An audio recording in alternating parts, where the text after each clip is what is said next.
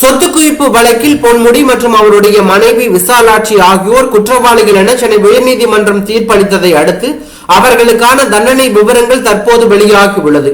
அதன்படி இந்த வழக்கில் பொன்முடி மற்றும் அவருடைய மனைவி விசாலாட்சிக்கும் 3 ஆண்டுகள் சிறை தண்டனையும் இருவருக்கும் தலா 50 லட்சம் ரூபாய் அபராதமும் விதிக்கப்பட்டது. இதனால் அவர் சிறைக்கு செல்ல வேண்டியது அவசியமில்லை. ஏனென்றால் உச்சநீதிமன்றத்தில் மேல்முறையீடு செய்ய ஏதுவாக 30 நாட்களுக்கு தண்டனையை நிறுத்தி வைத்துள்ளது.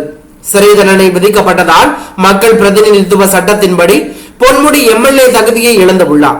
இதனால் அவருடைய அமைச்சர் பதவியும் தானாகவே பறிபோகிறது. இந்நிலையில் தற்போது இதற்கு பிறகு உயர்நீதிமன்ற உத்தரவுகள் நகல் வந்தால் அதை மற்ற சட்டமன்ற உறுப்பினர்களுக்கு தெரியப்படுத்துவார்கள். அதே நேரத்தில் இது கெசட்டில் வெளியிடுவார்கள்.